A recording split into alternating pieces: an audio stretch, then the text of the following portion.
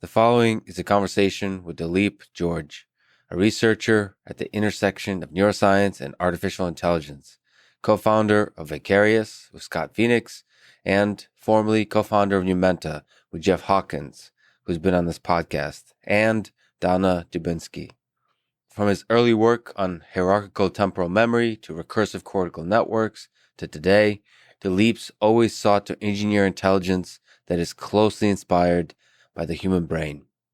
As a side note, I think we understand very little about the fundamental principles underlying the function of the human brain, but the little we do know gives hints that may be more useful for engineering intelligence than any idea in mathematics, computer science, physics, and scientific fields outside of biology.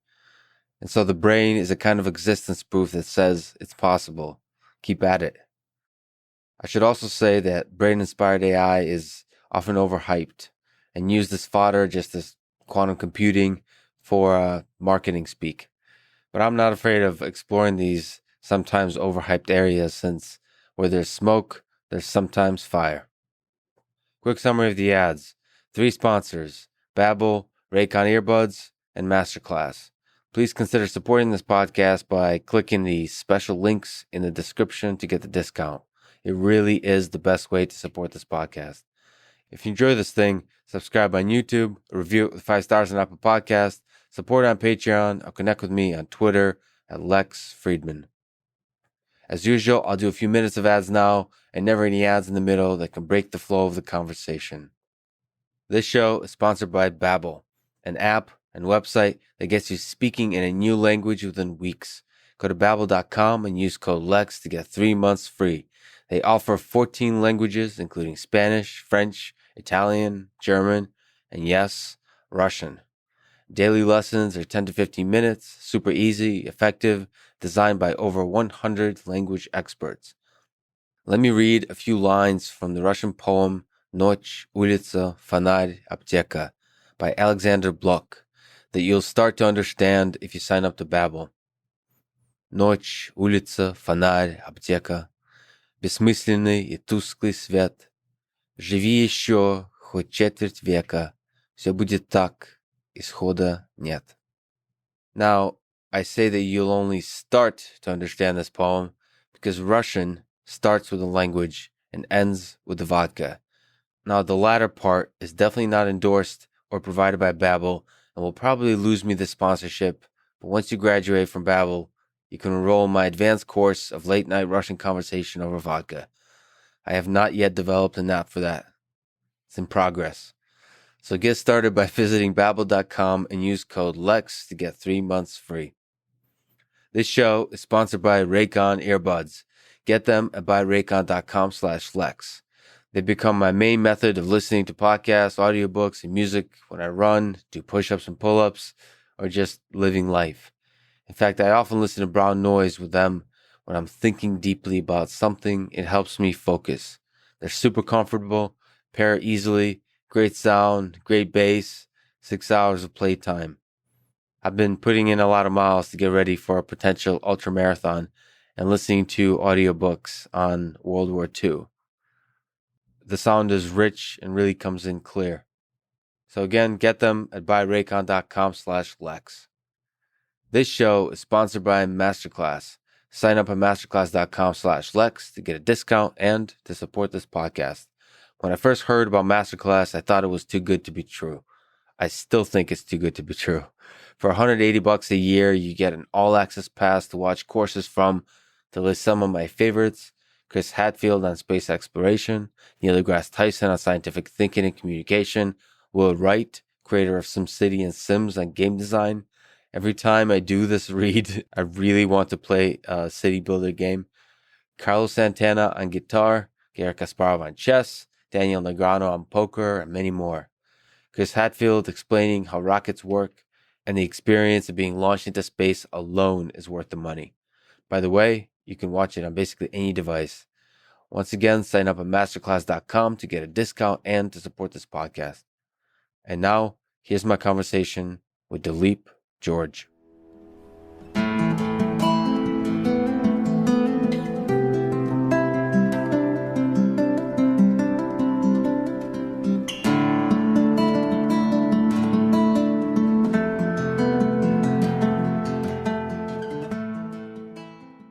you think we need to understand the brain in order to build it?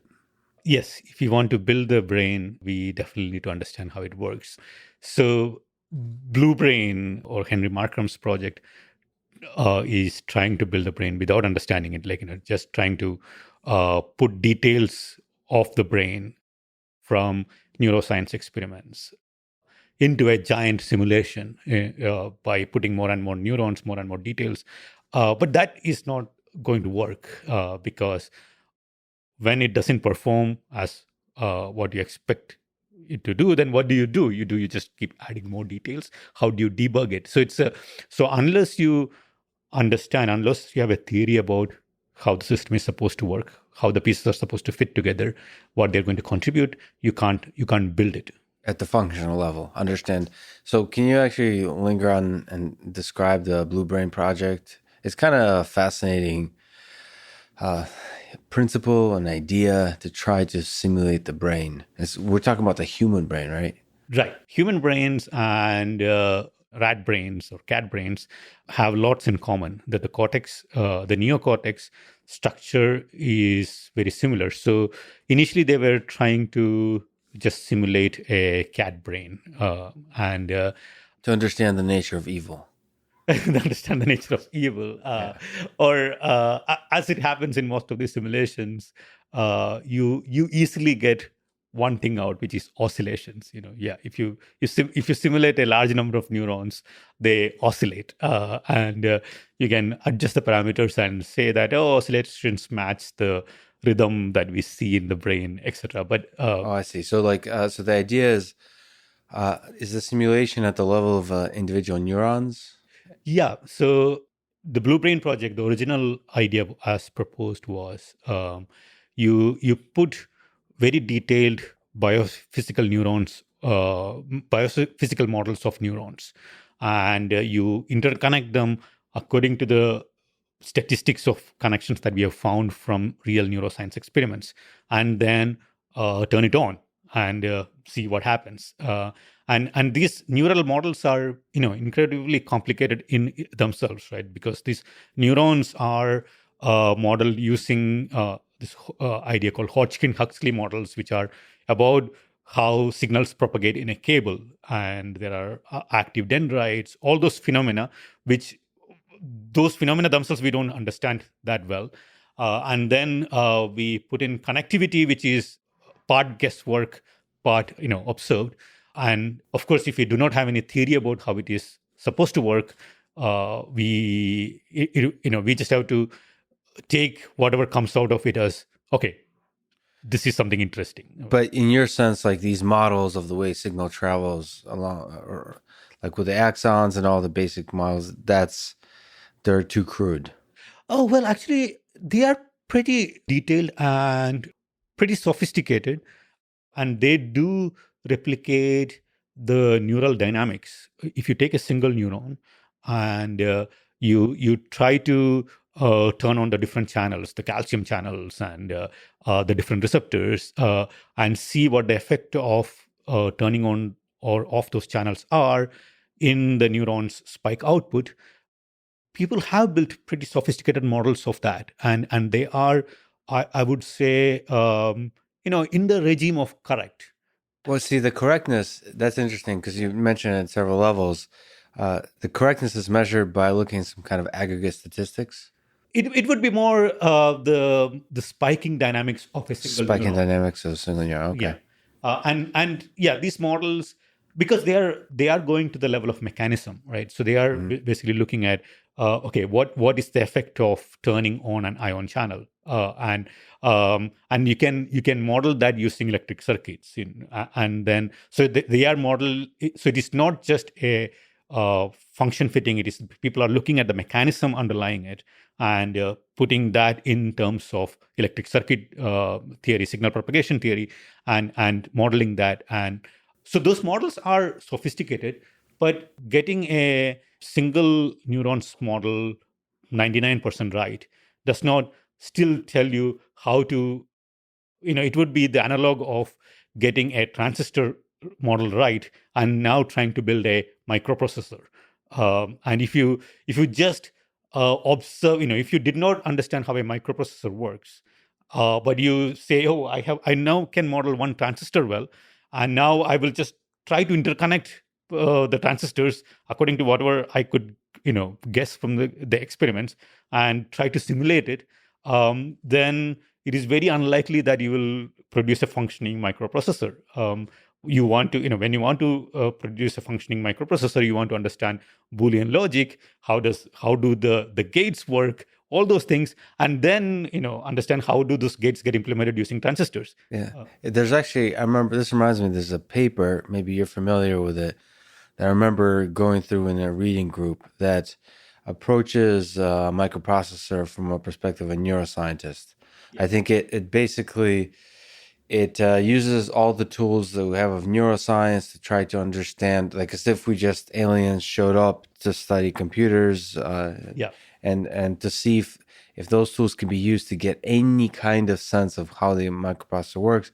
And I think the takeaway from at least this initial exploration is that we're screwed. There's no way that the tools of neuroscience would be able to get us to anything, like not even Boolean logic. I mean, it's just any aspect of the architecture of the function of the processes involved, the clocks, the timing, all that. You can't figure that out from the tools of neuroscience. Yeah, so I'm very familiar with this particular paper. Yeah. I think it was called "Can a Neuroscientist Understand a Microprocessor?" or something like that. Following the methodology in that paper, even electrical engineer would not understand microprocessors. So I could,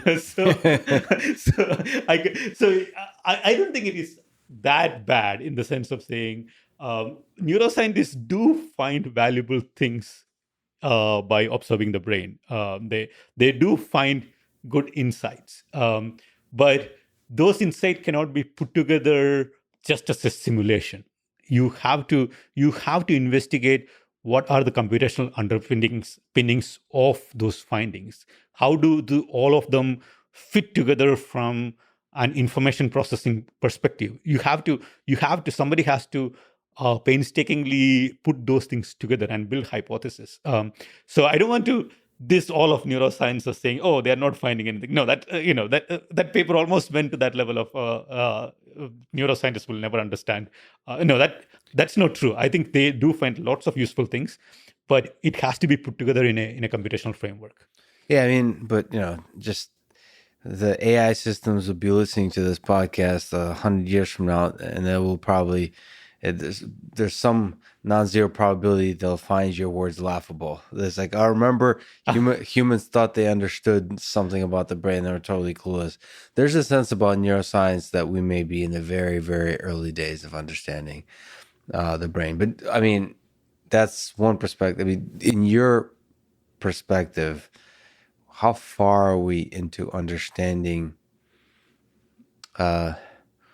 any aspect of the brain? So the dynamics of the individual neuron communication to the how in a collective sense, how they're able to store information, transfer information, how intelligence then emerges, all that kind of stuff. Where are we on that timeline? Yeah.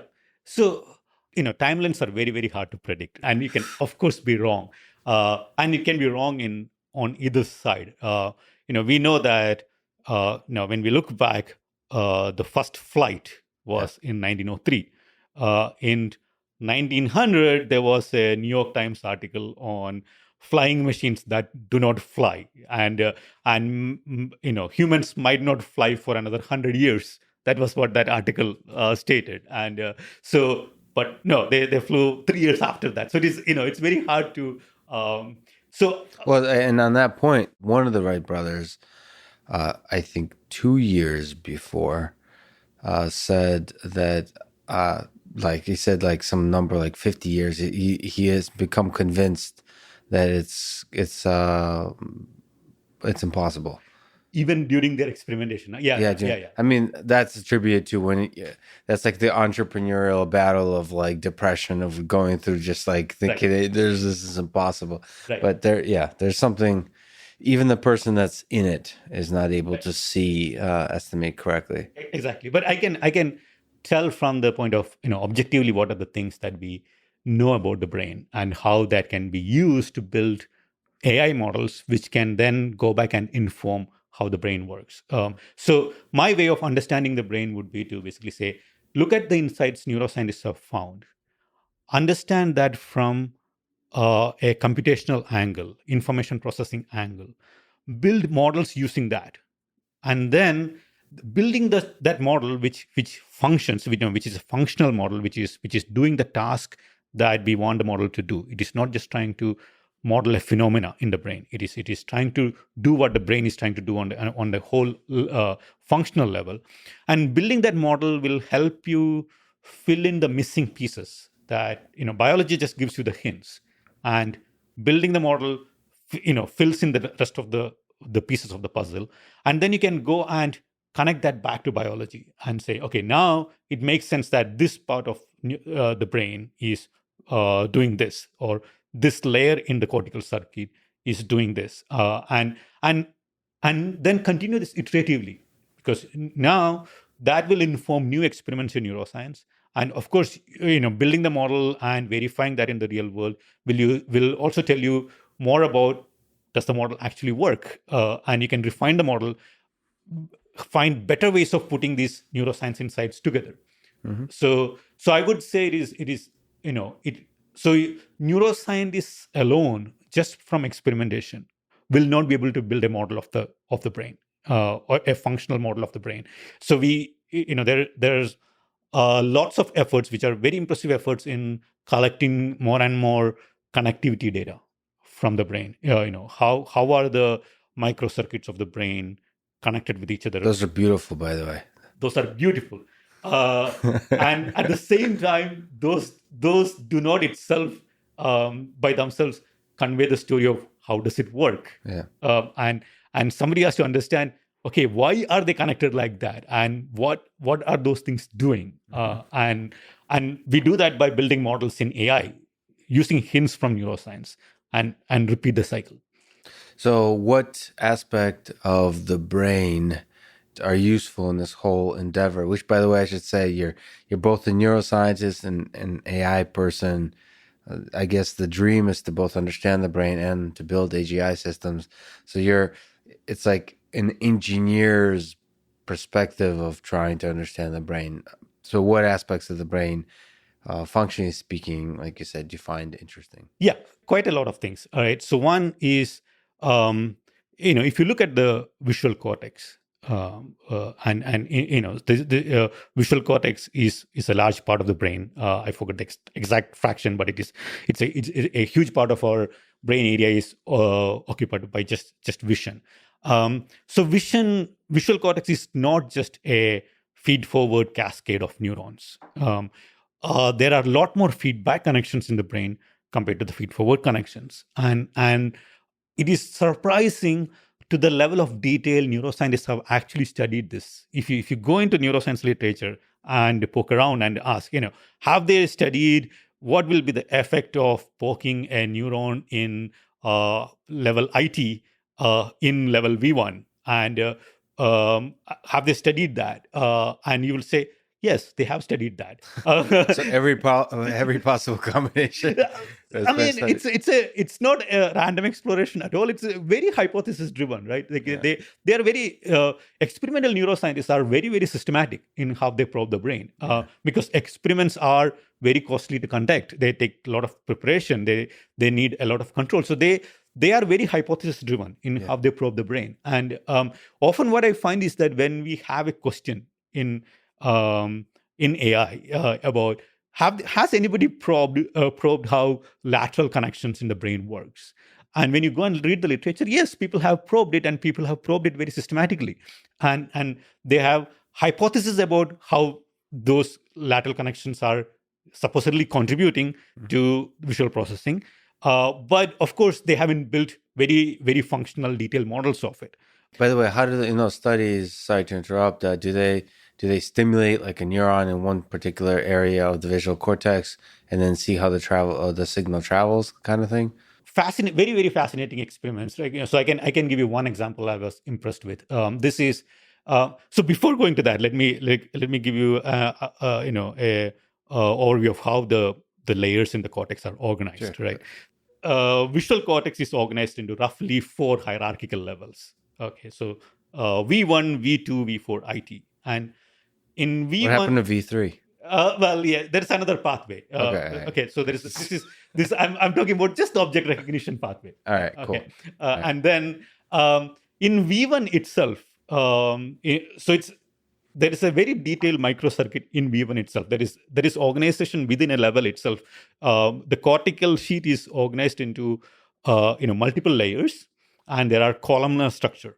And this layer wise and columnar structure is repeated in V1, V2, V4, IT, all of them, right? And the connections between these layers within a level, in V1 itself there are 6 layers roughly, and the connections between them, there is a particular structure to them.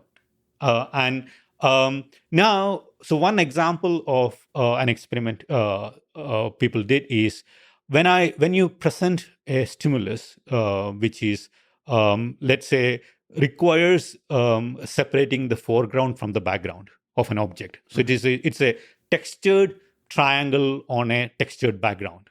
And you can check, does the surface settle first or does the contour settle first? Settle in the sense that when you finally form the percept of the triangle, you understand where the contours of the triangle are, and you also know where the inside of the triangle is. Right? That's when you form the final percept. Now you can ask, what is the dynamics of forming that final percept? Do the neurons first find the edges and converge on where the edges are, and then they find the inner surfaces, or does it go the other way around? The other way around. So what's the answer? In this case, it turns out that it first settles on the edges. It converges on the edge hypothesis first, and then the surfaces are filled in from the edges to the inside. That's fascinating. And the detail to which you can study this, it's amazing that you can actually not only find the temporal dynamics of when this happens, and then you can also find which layer in V1, which layer is encoding the edges, which layer is encoding the surfaces, and which layer is encoding the feedback, which layer is encoding the feed forward, and what's the combination of them that produces the final percept. And these kinds of experiments stand out when you try to explain illusions. One example of a favorite illusion of mine is the Kanitsa triangle. I don't know whether you are familiar with this one. So this is an example where it's a triangle, but the corners of only the corners of the triangle are shown in the stimulus. So they look like kind of Pac-Man. The black Pac-Man. Yeah, exactly. Yeah. And then you start to see your visual system hallucinates the edges. Yeah. And you can when you look at it, you will see a faint edge, right? Yeah. And you can go inside the brain and look, do actually neurons signal the presence of this edge? And if they signal, how do they do it? Because they are not receiving anything from the input. The input is blank for those neurons, right? Yeah. So how do they signal it? When does the signaling happen? Does it? So if a real contour is present in the input, then the neurons immediately signal, oh, okay, there is an edge here. When it is an illusory edge, it is clearly not in the input. It is coming from the context. So those neurons fire later. And you can say that, okay, it's the feedback connections that is causing them to fire. And they happen later, and you can find the dynamics of them. So these studies are pretty impressive and very detailed. So, by the way, just take a step back. You said that there may be more feedback connections than feed-forward connections. Yeah. First of all, if it's just for like a machine learning folks, yeah, I mean that's crazy that there's all these feedback connections. I mean, we often think about thank thanks to deep learning, you start to think about the human brain as a kind of feed-forward mechanism. Right. So what the heck are these feedback connections? Yeah. What's what's the dynamics? Well, what are we supposed to think about them? Yeah. So this fits into a very beautiful picture about how the brain works, right? So the beautiful picture of how the brain works is that our brain is building a model of the world. I know. So our visual system is building a model of how objects behave in the world, and we are constantly projecting that model back onto the world. So what we are seeing is not just a feed-forward thing that just gets interpreted in a feed-forward part. We are constantly projecting our expectations onto the world, and what the final percept is a combination of what we project onto the world combined with what the actual sensory input is. Almost like trying to calculate the difference and then trying to interpret the difference. Yeah, it's I wouldn't put it as calculating the difference. It's more like what is the best explanation for the input stimulus based on the model of the world I have. Got it. And that's where all the illusions come in, and that's an incredibly efficient process. So the feedback mechanism, it just helps you constantly so hallucinate how the world should be based on your world model. Exactly. And then just looking at if there's novelty, like trying to explain it, that, hence that's why we detect movement really well. There's all these kinds of things, and this is like at all different levels of the cortex. You're saying that this happens at the lowest level, at the highest level. Yes. In fact, feedback connections are more prevalent in everywhere in the cortex, and so one way to think about it, and there's a lot of evidence for this, is inference. So basically, if you have a model of the world, and when some evidence comes in, what you are doing is inference, right? Mm-hmm. You are trying to now explain this evidence using your model of the world. Yep. And this inference includes projecting your model onto the evidence and taking the evidence back into the model and doing an iterative procedure. This iterative procedure is what happens using the feed-forward feedback propagation. And feedback affects what you see in the world, and it also affects feed-forward propagation. And examples are everywhere. We see these kinds of things everywhere. The idea that there can be multiple competing hypotheses in our model trying to explain the same evidence, and then you have to kind of make them compete, and one hypothesis will explain away the other hypothesis through this competition process. Wait, what? So you have competing models of the world that try to explain. What do you mean by explain away? So this is a classic example in graphical models, probabilistic models. So if you... what are those? Okay. I think it's useful to mention because we'll talk about them more. Yeah. So neural networks are one class of machine learning models. You have distributed set of nodes, which are called the neurons. Each one is doing a dot product, and you can approximate any function using this multi-level network of neurons. So that's a class of models which are useful for function approximation. There is another class of models in machine learning called probabilistic graphical models. And you can think of them as each node in that model is variable, which is talking about something. It can be a variable representing is an edge present in the input or not.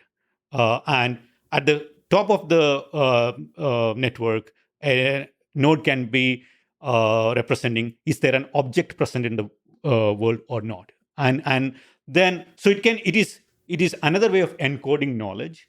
And then once you encode the knowledge, you can do inference in the right way. What is the best way to explain some set of evidence using this model that you encoded. So when you encode the model, you are encoding the relationship between these different variables. How is the edge connected to the model of the object? How is the surface connected to the model of the object? And then, of course, this is a very distributed, complicated model.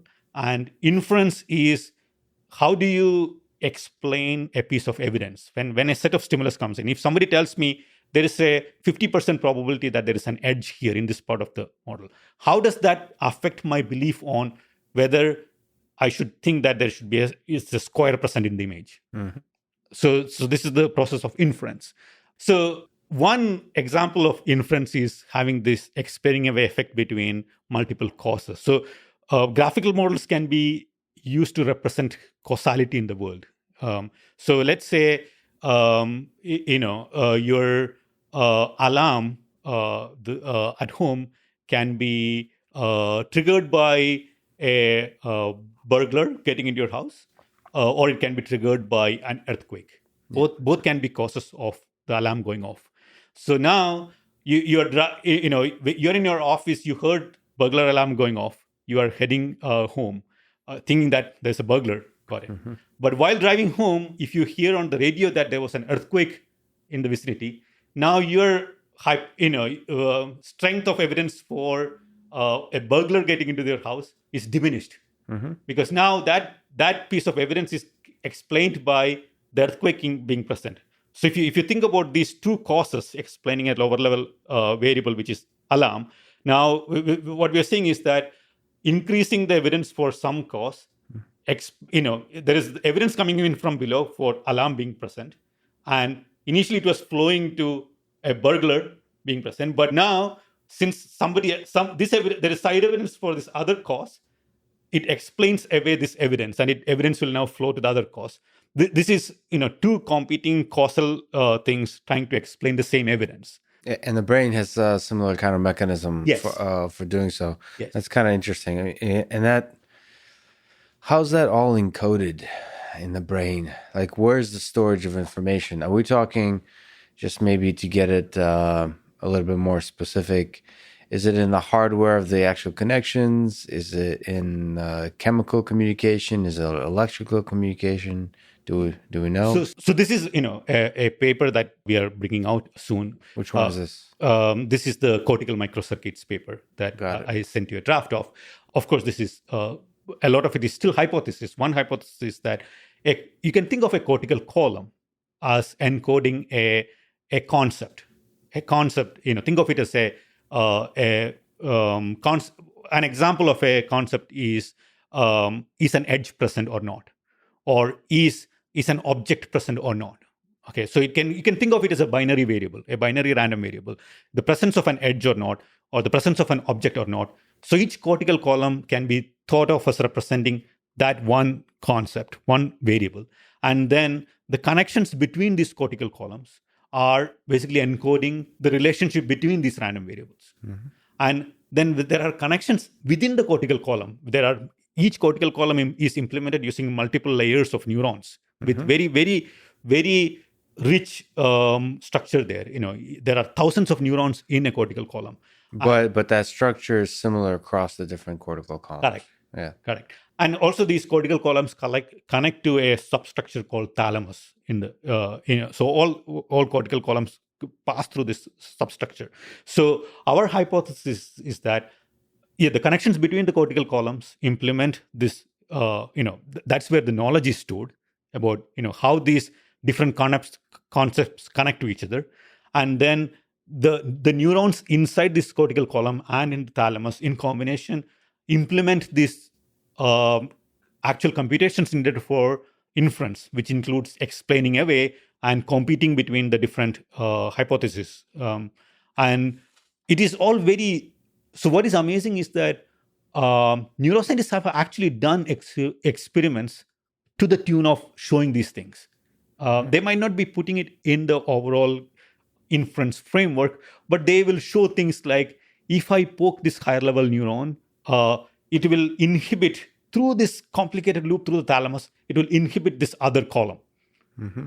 So they will do such experiments. But do they use terminology of concepts, for example? So you're I mean, is it something where it's easy to anthropomorphize and think about concepts like you start moving into logic-based kind of reasoning systems? So are we to think of concepts in that kind of way?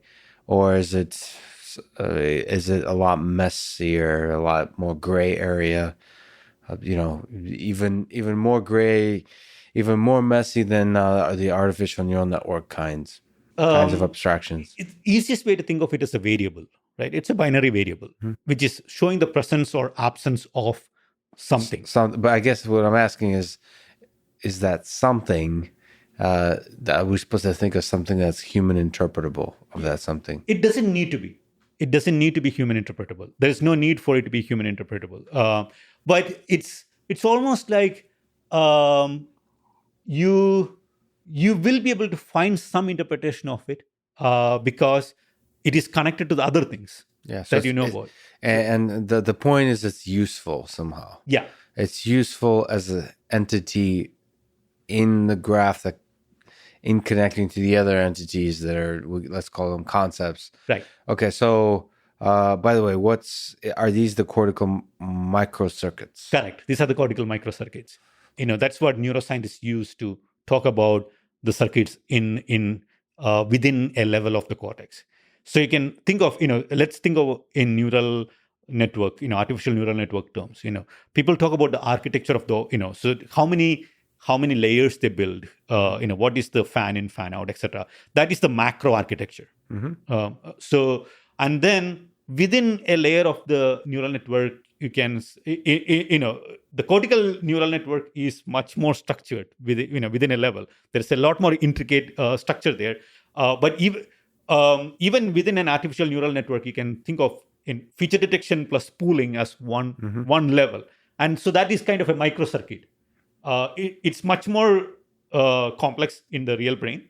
And so within a level, whatever is that circuitry within a column of the cortex and between the layers of the cortex, that's the microcircuitry. Yeah, I love that terminology. Machine learning people don't use the circuit terminology, right? But they should. It's nice. So so that's the cortical microcircuit. So what's interesting about what can we say? What is the paper that you're working on propose about the ideas around these cortical microcircuits? So this is a fully functional model for the microcircuits of the visual cortex. So the paper focuses, and your idea in our discussions now is focusing on vision.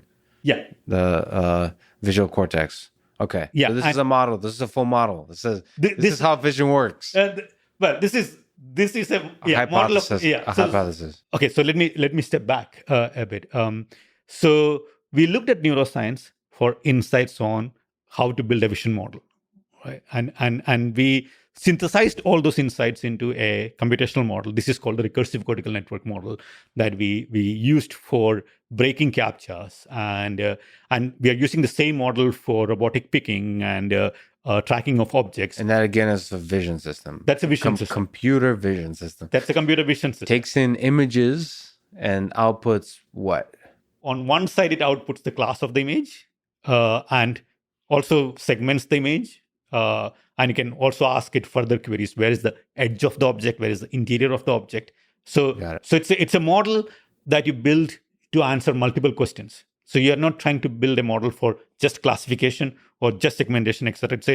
It's a joint model that can do multiple things. So that's the model that we built using insights from neuroscience. And some of those insights are, what is the role of feedback connections? What is the role of lateral connections? So all those things went into the model. The model actually uses feedback connections. All these ideas from neuroscience. Yeah. So what the heck is a recursive cortical network? Like what are the architecture approaches, interesting aspects here, which is essentially a brain-inspired approach to computer vision? Yeah. So there are multiple layers to this question. I can go from the very, very top and then zoom in. Okay. So one important constraint that went into the model is that you should not think of vision as something in isolation. We should not think perception as something as a preprocessor for cognition. Mm-hmm. Perception and cognition are interconnected. And so you should not think of one problem in separation from the other problem. And so that means if you finally want to have a system that understands concepts about the world and can learn in a very conceptual model of the world and can reason and connect to language, all of those things, you need to think all the way through and make sure that your perception system is compatible with your cognition system and language system and all of them.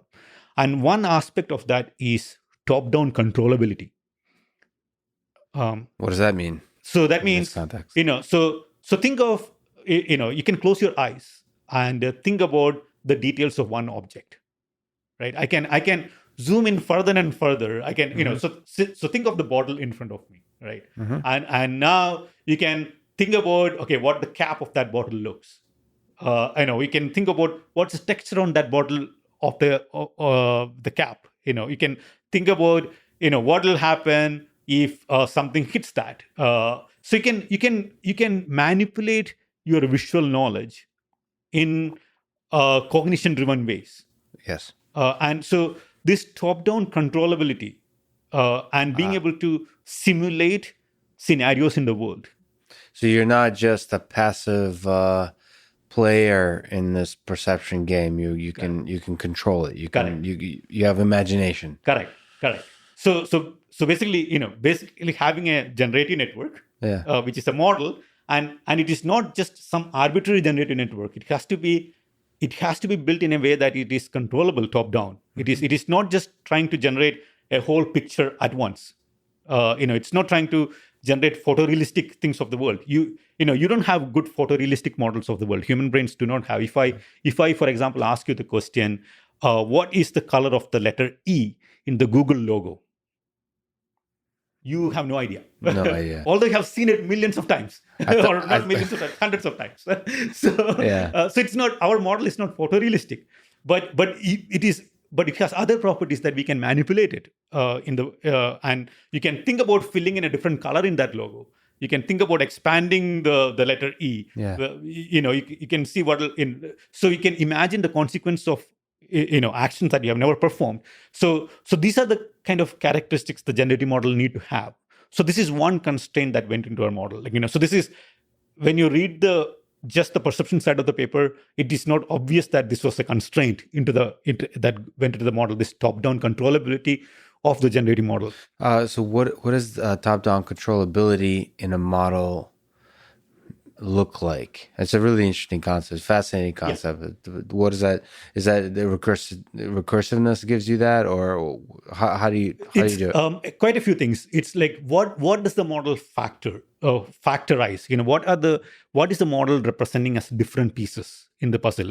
So in the RCN network, it thinks of the world. So for example, the background of an image is modeled separately from the foreground of the image. So the objects are separate from the background. They are different entities. So there's a kind of segmentation that's built in fundamentally into the structure. And then even that object is composed of parts. And another one is the shape of the object is differently modeled from the texture of the object. Got it. So there's like these, you know who Francois Chollet is? Yes. So there's he developed this like IQ test type of thing for Arc Challenge and it's kind of cool that there's these concepts, priors that he defines that you bring to the table in order to be able to reason about basic shapes and things in an IQ test. Right. So here you're making it quite explicit that here are the things that you should be. These are like distinct things that you should be able to model in this. Keep in mind that you can derive these from much more general principles. You don't need to explicitly put it as objects versus foreground versus background, the surface versus texture. No, these are derivable from more fundamental principles of how, what's the property of continuity of natural signals. What's the property of continuity of natural signals? Yeah. By the way, that sounds very poetic. But yeah, so you're saying there's some low-level properties from which emerges the idea that shapes should be different than, there should be a parts of an object. There should be, exactly, kind of like Francois talked. There's objectness. There's all these things that it's kind of crazy that we humans I guess, evolved to have because it's useful for us to perceive the world. Correct. And it derives mostly from the properties of natural signals. And so natural signals. So natural signals are the kind of things we'll perceive in the natural world. Correct. I don't know. I don't know why that sounds so beautiful. Natural signals, yeah. As opposed to a QR code, right, which is an artificial signal that we created. Humans are not very good at classifying QR codes. We are very good at saying whether something is a cat or a dog, but not very good at classifying. Whereas computers are very good at classifying QR codes. So our visual system is tuned for natural signals, and there are fundamental assumptions in the architecture that are derived from natural signals properties. I wonder when you take hallucinogenic drugs, does that go into natural, or is that closer to the QR code? It's still natural. It's still natural. Yeah, because it is still operating using your brains. By the way, on that topic, I mean I haven't been following. I think they're becoming legalized in certain. I can't wait until they become legalized to a degree that you like vision science researchers could study it. Yeah, just like through medical chemical ways. Modify. There could be ethical concerns, but that's another way to study the brain is to be able to chemically modify it. There's probably very long a way to figure out how to do it ethically. Yeah, but I think there are studies on that already. Already? Yeah, I think so. Because it's not unethical to give it to rats. So. Oh, that's true. That's true. there's a lot of drugged up rats out there. Okay, yeah. Cool. Sorry to. So okay, so there's these low level things from natural signals that can from which these properties will emerge. Yes. But it is still a very hard problem on how to encode that. So you don't. There is no. You mentioned the priors Francho wanted to encode in the abstract reasoning challenge, but it is not straightforward how to encode those priors. So some of those challenges, like the object completion challenges, are things that we purely use our visual system to do. It looks like abstract reasoning, but it is purely an output of the vision system. For example, completing the corners of that Kanitsa triangle, completing the lines of that Kanitsa triangle. It's a purely a visual system property. There is no abstract reasoning involved. It uses all these priors, but it is stored in our visual system in a particular way that is amenable to inference. And that is one of the things that we tackled in the, so basically saying, okay, these are the prior knowledge which will be derived from the world. But then how is that prior knowledge represented in the model such that inference, when some piece of evidence comes in, can be done very efficiently and in a very distributed way. Because there are so many ways of representing knowledge, which is not amenable to very quick inference. Quick lookups. And so that's one core part of what we tackled in the RCN model. How do you encode visual knowledge to do very quick inference? And yeah. Can you maybe comment on, so folks listening to this and in general may be familiar with different kinds of architectures of neural networks. What are we talking about with the RCN? What does the architecture look like? What are the different components? Is it close to neural networks? Is it far away from neural networks? What does it look like? Yeah, so you can think of the delta between the model and a convolutional neural network, if people are familiar with convolutional neural networks. So convolutional neural networks have this feed-forward processing cascade, which is called feature detectors and pooling, and that is repeated in the hierarchy in a multi-level system. And if you want an intuitive idea of what is happening, feature detectors are detecting interesting co-occurrences in the input. Mm-hmm. It can be a line, a corner, an eye, or a piece of texture, etc. And the pooling neurons are doing some local transformation of that and making it invariant to local transformations. So this is what the structure of convolutional neural network is. Recursive cortical network has a similar structure when you look at just the feed-forward pathway. But in addition to that, it is also structured in a way that it is generative. so that it can run it backward and combine the forward with the backward. Mm-hmm. Another aspect that it has is it has lateral connections. These lateral connections, which is between, so if you have an edge here and an edge here, it has connections between these edges. It is not just feed-forward connections. It is something between these edges, which is the nodes representing these edges, which is to enforce compatibility between them. So otherwise, what will happen is that constraints. It's a constraint. It's basically if you do just feature detection followed by pooling, then your transformations in different parts of the visual field are not coordinated, and so you will create jagged when you generate from the model, you will create jagged things and uncoordinated transformations. So these lateral connections are enforcing the transformations. Is the whole thing still differentiable? No. Okay. No. It's not trained using backprop. Okay, that's really important. So there's these feed forward, there's feedback mechanisms, there's some interesting connectivity things. It's still layered, like yes, there are multiple levels. Yes. Multiple layers. Okay, very very interesting. And yeah, okay, so the interconnection between adjacent, so connections across service constraints, that keep the thing stable. Correct. Okay, so what else? And then there's this idea of doing inference. A neural network does not do inference on the fly. So an example of why this inference is important is, one of the first applications that we showed in the paper was to crack text-based CAPTCHAs. What are CAPTCHAs, by the way?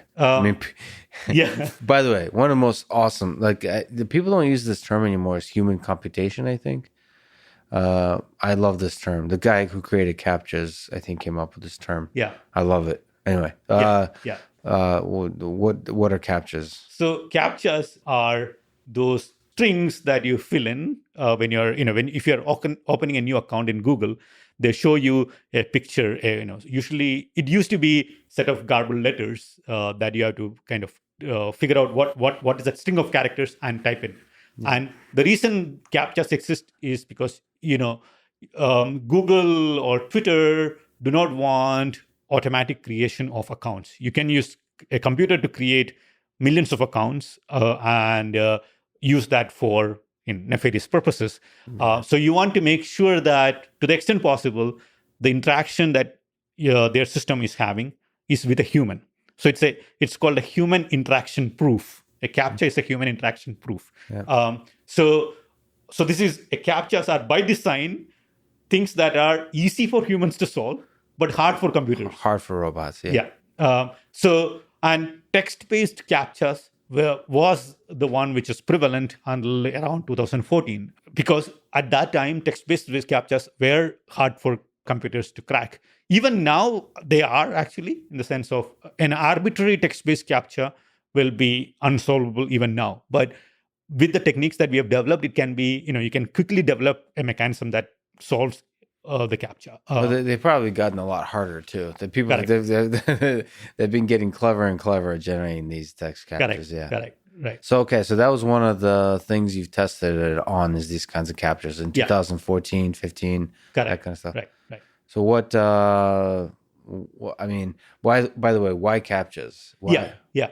Even now, I would say CAPTCHA is a very, very good challenge problem if you want to understand how human perception works, and if you want to build systems that work like the human brain. And I wouldn't say CAPTCHA is a solved problem. We have cracked the fundamental defense of CAPTCHAs, but it is not solved in the way that humans solve it. So I can give you an example. I can take a 5-year-old child who has just learned characters and show them any new CAPTCHA that we create. Mm-hmm. They will be able to solve it. I can show you pretty much any new CAPTCHA from any new website. You'll be able to solve it without getting any training examples from that particular style of CAPTCHA. You're assuming I'm human, yeah. Yes, yeah. That's right. So if you are human, otherwise I will be able to figure that out using this one. But this whole podcast is just a Turing test, a long Turing test. Anyway, I'm sorry. So yeah, Uh, so humans can figure it out with very few examples.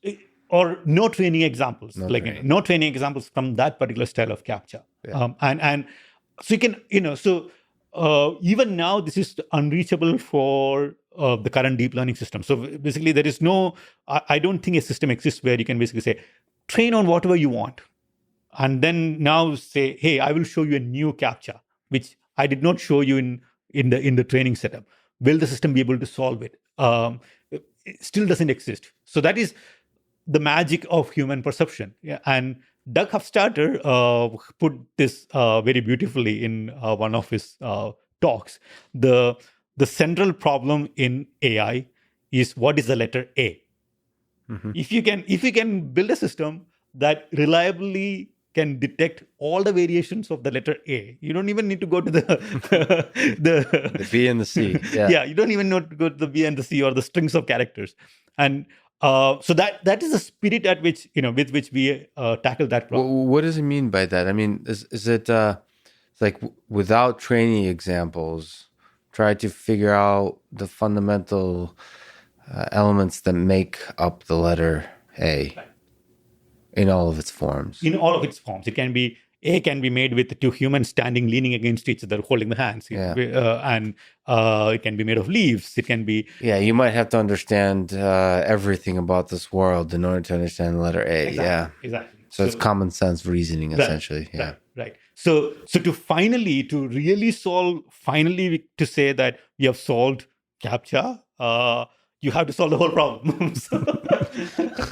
Yeah. Okay. So how does this kind of the RCN architecture help us to do a better job of that kind of thing? So as I mentioned, one of the important things was being able to do inference, being able to dynamically do inference. Can you clarify what you mean? Because you said like neural networks don't do inference. Yeah. So what do you mean by inference in this context then? So in CAPTCHAs, what they do to confuse people is to make these characters crowd together. Yes. Okay. And when you make the characters crowd together, what happens is that you will now start seeing combinations of characters as some other new character or an existing character. So you would put an R and N together, it will start looking like an M. And so locally, there is very strong evidence for it being some incorrect character. But globally, the only explanation that fits together is something that is different from what you can find locally. Yes. So this is inference. You are basically taking local evidence and putting it in the global context, and often coming to a conclusion locally which is conflicting with the local information. So actually, you mean inference like in the way it's used when you talk about reasoning, for example. As opposed to like inference, which is with artificial neural networks, which is a single pass to the network. Correct. Okay. Correct. So like you're basically doing some basic forms of reasoning. Correct. Like integration of like how local things fit into the global picture. And things like explaining away coming into this one, because you are explaining that piece of evidence as something else, because globally that's the only thing that makes sense. So now you can amortize this inference by, in a neural network. If you want to do this, you can brute force it. You can just show it all combinations of things that you want your reasoning to work over, and you can just train the hell out of that neural network, and it will look like it is doing inference on the fly, but it is really just doing amortized inference. It is because you have shown it a lot of these combinations during training time. So what you want to do is be able to do dynamic inference rather than just being able to show all those combinations in the training time. And that's something we emphasized in the model. What does it mean, dynamic inference? Is that has to do with the feedback thing? Yes. Like what is dynamic? I'm trying to visualize what dynamic inference would be in this case. Like, what is it doing with the input? It's shown the input the first time. Yeah. And is like what's changing temporally what's the dynamics of this inference process? So you can think of it as you have at the top of the model the characters that you are trained on, Yeah. They are the causes. You're trying to explain the pixels using the characters as the causes. The characters are the things that cause the pixels. Yeah, so there's this causality thing. So the reason you mentioned causality, I guess, is because there's a temporal aspect to this whole thing. In this particular case, the temporal aspect is not important. It is more like if I turn the character on, the pixels will turn on. Yeah, it will be after there's a little bit, but Okay, yeah. so that is causality in the sense of like a logic causality, like hence inference. Okay. Right. The dynamics is that even though locally it will look like, okay, this is an A, and locally, just when I look at just that patch of the image, it looks like an A. But when I look at it in the context of all the other causes, it might not, A is not something that makes sense. So that is something you have to kind of, recursively figure out. Yeah. And this thing performed pretty well on the CAPTCHAs. Correct. And is there some kind of interesting intuition you can provide why it did well? Like, what did it look like? Is there visualizations that could be human interpretable to us humans? Yes. Yeah. So the good thing about the model is that it is extremely. So it is not just doing a classification, right? It is providing a full explanation for the scene. So when it operates on a scene, it is coming back and saying, look, this is the part is the A, and these are the pixels that turned on. These are the pixels in the input that makes me think that it is an A, and also these are the portions I hallucinated. It provides a complete explanation of that form, and then so these are the contours. This is the interior, and this is in front of this other object. So that's the kind of explanation the inference network provides. So that is useful and interpretable.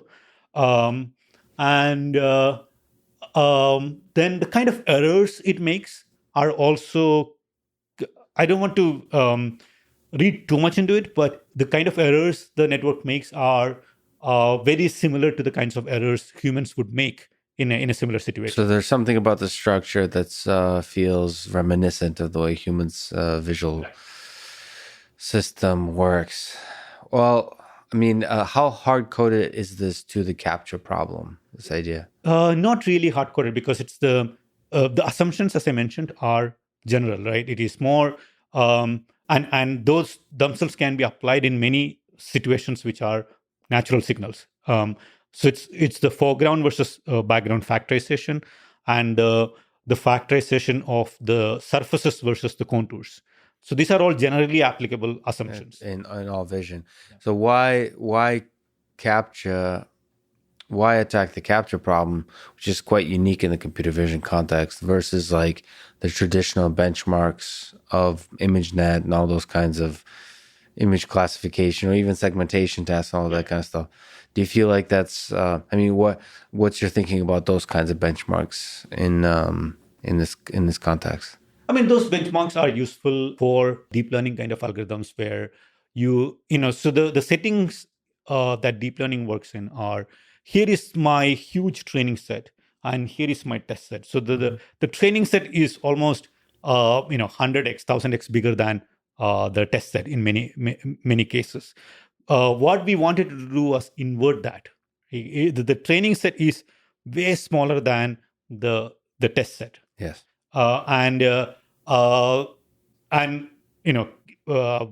CAPTCHA is a problem that is by definition hard for computers, and it has these good properties of strong generalization, strong out of training distribution generalization. If you are interested in studying that and having your model have that property, then it's a good data set to tackle. So have you attempted to, which I believe there's quite a growing body of work on looking at MNIST and ImageNet without training. So like taking, like the basic challenge is what tiny fraction of the training set can we take in order to do a reasonable job of the classification task? Have you explored that angle on these classic benchmarks? Yes, so we did do MNIST. So so it's not just CAPTCHA. So there was also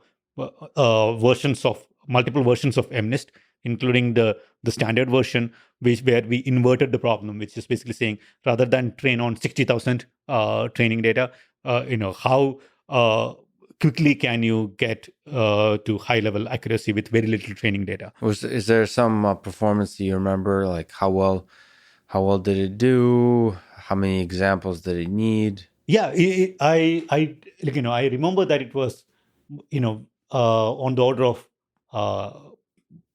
tens or hundreds of examples to get into 95% accuracy, and it was definitely better than other systems out there at that time. At that time, yeah, they're really pushing it. I think that's a really interesting space, actually. I think there's an actual name for MNIST that, like, there's different names for the different sizes of training sets. I mean, people are like attacking this problem. I think it's super interesting. Yeah, it's funny how like that MNIST will probably be with us all the way to AGI. Yes, as a data set that just sticks by. It's a clean, simple data set to study the fundamentals of learning with. Just like CAPTCHAs, it's interesting. Correct. Not enough people, I don't know, maybe you can correct me, but I feel like CAPTCHAs don't show up as often in papers as they probably should. That's correct. Yeah, because usually these things have a momentum. Once something gets established as a standard benchmark, there is a dynamics of how graduate students operate and how academic system works that pushes people to track that benchmark. So so nobody wants to think outside the box. Okay. Okay. So good performance on the CAPTCHAs. What else is there interesting on the RCN side before we talk about the cortical microscope? Yeah. So the same model. So the important part of the model was that it trains very quickly with very little training data, and it's quite robust to out of distribution perturbations. And we are using that very fruitfully at Vicarious in many of the robotics tasks we are solving. Solving now. Well, let me ask you this kind of touchy question. I've spoken with your friend, colleague, Jeff Hawkins too. I mean, I have to kind of ask, there is a bit of, whenever you have brain inspired stuff. Yeah. And you make big claims, big sexy claims. Yeah. There's there's critics. I mean, machine learning subreddit. Don't get me started on those people. They're hard. I mean, criticism is good, but they're a bit over the top. There is quite a bit of sort of skepticism and criticism. Is this work really as good as it promises to be? Yeah. What do you have thoughts on that kind of skepticism?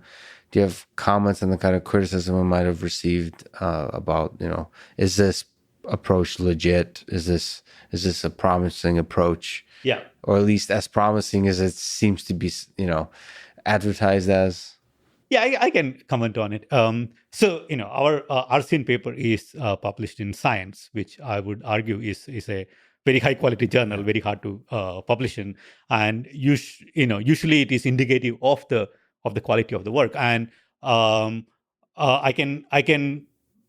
am very, very certain that the ideas that we brought together in that paper, in terms of the importance of feedback connections, recursive inference, lateral connections, coming to best explanation of the scene as the problem to solve, trying to solve recognition, segmentation, all jointly in a way that is compatible with higher level cognition, top-down attention, all those ideas that we brought together into something, coherent and workable in the world, and tackling a challenging problem. I think that will stay, and that contribution I stand by. Right. Yeah. Now, I can tell you a story which is funny in the context of this. Right. So if you read the abstract of the paper and the argument we are putting in, look, current deep learning systems take a lot of training data. They don't use these insights. And here is our new model, which is not a deep neural network. It's a graphical model. It does inference. This is how the paper is, right? Now, once the paper was accepted and everything, it went to the press department in Science, AAAS Science office. We didn't do any press release when it was published. It went to the press department. what was the press release that they wrote up? A new deep learning model. Solves CAPTCHAs. Solves CAPTCHAs. And so you can see where was, what was being hyped in that thing, right? So it's like there is a dynamic in the community of, that's especially happens when there are lots of new people coming into the field and they get attracted to one thing, and some people are trying to think different compared to that. So there is some. I think skepticism is science is important, and it is very much required. But it's not skepticism usually. It's mostly bandwagon effect that is happening rather than. Well, but that's not even that. I mean, I'll tell you what they react to, which is like I'm sensitive to as well. If you look at just companies, OpenAI, DeepMind, Vicarious. I mean, there's a little bit of a race to the top and hype, right? Right. It's like it doesn't pay off to be humble. Right. So like and the press is just irresponsible often.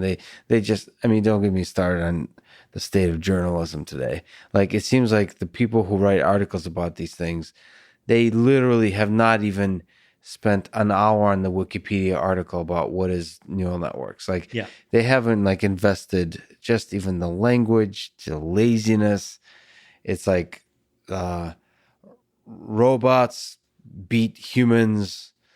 Like they write this kind of stuff that just and then of course the researchers are quite sensitive to that because it gets a lot of attention. They're like, why did this word get so much attention? That's over the top, and people get really sensitive. The same kind of criticism with OpenAI did work with the Rubik's Cube with the robot that people criticized.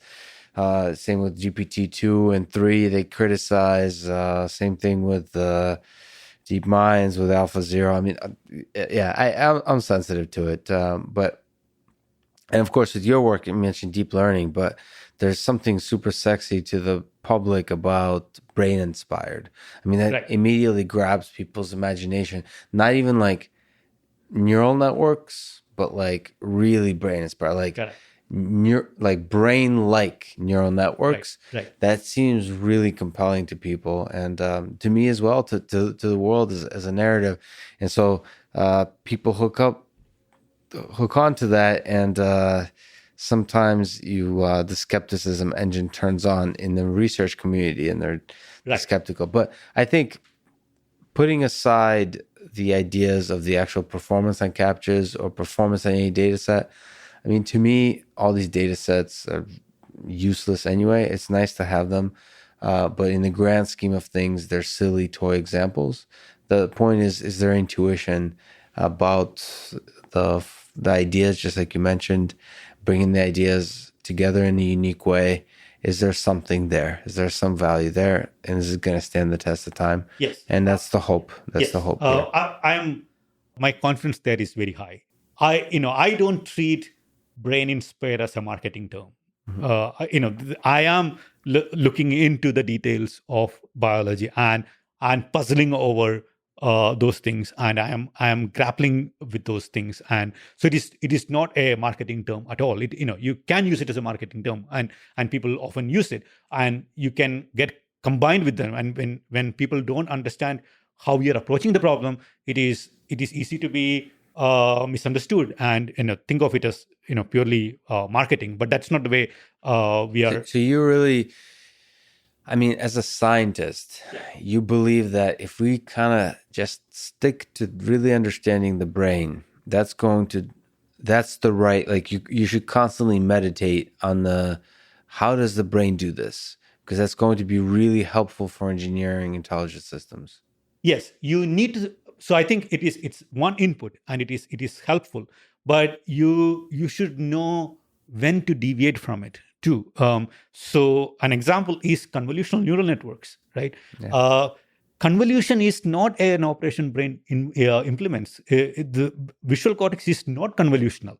Visual cortex has local receptive fields, local connectivity, but there is no translation in invariance in the the network weights in the visual cortex. That is a computational trick, which is a very good engineering trick that we use for sharing the training between the different nodes. And that trick will be with us for some time. It will go away when we have robots with eyes and heads that move. And so then that trick will go away. It will not be useful at that time. So the brain doesn't. So the brain doesn't have translational invariance. It has the focal point, like it has a thing it focuses on. Correct. It has a fovea, and because of the fovea, the receptive fields are not like the copying of the weights. Like the weights in the center are very different from the weights in the periphery. Yes, at the periphery. I mean, I did this. Actually, wrote a paper and just gotten a chance to really study peripheral vision, which is a fascinating thing. Very understood thing of what the brain, at every level the brain does with the periphery. It does some funky stuff. Yeah. So it's another kind of trick than convolutional. Like it does. It's convolution in neural networks is a trick for efficiency. Trick. And the brain does a whole nother kind of thing, I guess. Correct. So you need to understand the principles of processing so that you can still apply engineering tricks where you want it to. You don't want to be slavishly mimicking all the things of the brain. So it should be one input, and I think it is extremely helpful. But it should be the point of really understanding so that you know when to deviate from it. So, okay, that's really cool. That's work from a few years ago. So you did work in Numenta with Jeff Hawkins. With hierarchical temporal memory. How is if you could just give a brief history, how is your view of the way the models of the brain changed over the past few years leading up to now? Is there some interesting aspects where there was an adjustment to your understanding of the brain, or is it all just building on top of each other? In terms of the higher level ideas, especially the ones Jeff wrote about in the book, if you blur out, right, on intelligence, right, on intelligence. If you blur out the details and if you just zoom out and at the higher level idea, things are, I would say, consistent with what he wrote about. But many things will be consistent with that because it's a blur. When you deep learning systems are also multi-level, hierarchical, all of those things, right? So in terms of the detail, a lot of things are different, and those details matter a lot. So one point of difference I had with Jeff was how to approach, how much of biological plausibility and realism do you want in the learning algorithms? When I was there, this was almost 10 years ago now. So flies when you're having fun. I don't know what Jeff thinks now, but 10 years ago, the difference was that I did not want to be so constrained on saying my learning algorithms need to be biologically plausible. Based on some filter of biological plausibility available at that time. To me, that is a dangerous cut to make because we are, discovering more and more things about the brain all the time. New biophysical mechanisms, new channels are being discovered all the time. So I don't want to upfront kill off a learning algorithm just because we don't really understand the full biophysics or whatever of how the brain learns. Exactly. But let me ask, sorry to interrupt. Like, what's your sense? What's our best understanding of how the brain learns? So things like backpropagation, credit assignment. So many of these algorithms learning algorithms have things in common, right? It is backpropagation is one way of credit assignment. There is another algorithm called expectation maximization, which is another weight adjustment algorithm. But is it your sense the brain does something like this? Has to. There is no way around it in the sense of saying that you do have to adjust the connections. So and you're saying credit assignment, you have to reward the connections that were useful in making a correct prediction and not, Yeah, I guess what else? But yeah, it doesn't have to be differentiable. I mean, Yeah, it doesn't have to be differentiable. Yeah. But you have to have you have a model that you start with. You have data comes in, and you have to have a way of adjusting the model such that it better fits the data. Yeah. So that is all of learning, right? Yep. And some of them can be using backprop to do that. Some of it can be using very local graph changes to do that. There can be many of these learning algorithms have similar update properties locally in terms of what the neurons need to do locally. I wonder if small differences in learning algorithms can have huge differences in the actual effect. So the dynamics of, sort of the reverse, like spiking, like if credit assignment is like a lightning versus like a rainstorm or something, like whether there's a like a looping local type of situation with the credit assignment, whether there is like regularization, like how it injects robustness into the whole thing, like whether it's chemical or electrical or mechanical, all those kinds of things like Yes. that. I feel like